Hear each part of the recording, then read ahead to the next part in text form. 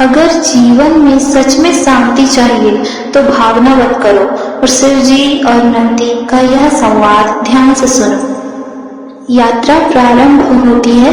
शिव जी और नंदी वन में चलते चलते बातें करते हैं। नंदी ने भक्ति भाव से झुकते हुए पूछा, प्रभु मुझे यह समझ नहीं आता कि आप सदा यात्रा में क्यों रहते हैं।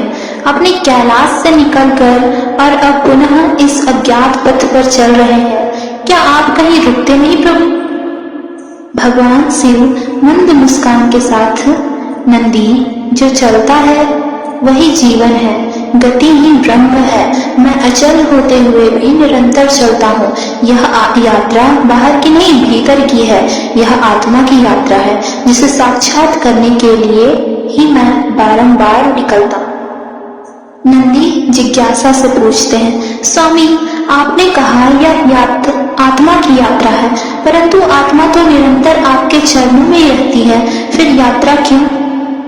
शिव जी नेत्रों में गहराई के साथ कहते हैं, नंदी जब तक आत्मा अपने स्वरूप को पूर्णतः नहीं जान लेती तब तक यात्रा आवश्यक है। यह यात्रा केवल स्थानों का नहीं, यह अज्ञान से ज्ञान की है, मृत्यु से अमृतत्व की है।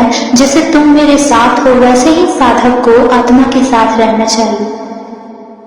नंदी विनम्र भाव से कहते हैं, प्रभु क्या यह मार्ग सबके लिए है?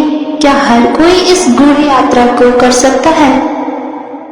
शिवजी ने कहा, नंदी यह मार्ग सबके लिए है, पर इसे चलने का साहस केवल कुछ ही जुटा पाते हैं।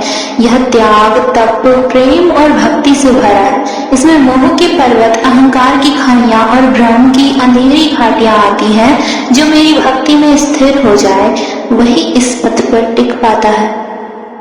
नंदी, प्रभु क्या यही कारण है कि आपने मुझे अपना वाहन और सेवक बनाया है? क्या यह मेरा प्रारब्ध था या आपकी कृपा?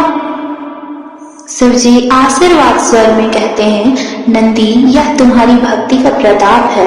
जब तुमने अपने हृदय में शिव को ही सर्वस्व मान लिया तब तुम शिव स्वरूप हो गए। तुम अब केवल मेरा वाहन नहीं, मेरे मार्ग के सहचर हो। तुम मेरे मौन के साक्षी हो।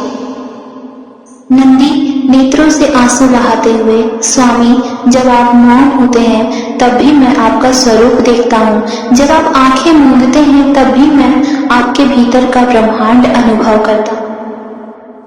शिवजी गंभीर स्वर में, नंदी यही योग है। जब भक्ति इस स्तर तक पहुंच जाती है कि शब्दों की आवश्यकता नहीं रहती, वही सत्य का आरंभ होता है। मेरा मौन ही मेरा उपदेश है, मेरा मौन ही मेरी महायात्रा है। अब वन में चलते चलते रात्रि होने को चली। नंदी कहते हैं, प्रभु यह रात्रि अंधकारमय है, कुछ भी दिखाई नहीं दे रहा, क्या रुक जाए? शिवजी ध्यानस्थ स्वर में कहते हैं, नंदी अंधकार से भय मत करो, वह स्वयं मेरी छाया है। जहाँ रात्रि है वहाँ मैं हूँ। तुम नंदी हो, मेरी चेतना के वाहक। तुम्हारे भीतर जो ज्योति है वह रात्रि को भी आलोकित कर सकती है। नंदी धैर्य पूर्वक कहते हैं, तब हे प्रभु आज से मैं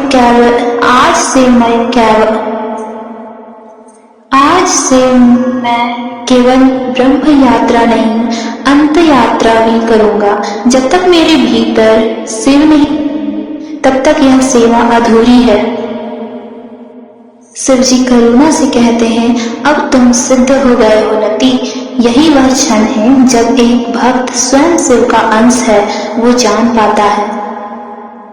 वेद पुराण सार कहता है, यह वार्तालाप हमें यह सिखाता है कि नंदी केवल एक बैल नहीं, प्रत्येक साधक का प्रतीक है। और शिव के साथ की गई यह यात्रा हमारे अपने भीतर की यात्रा है।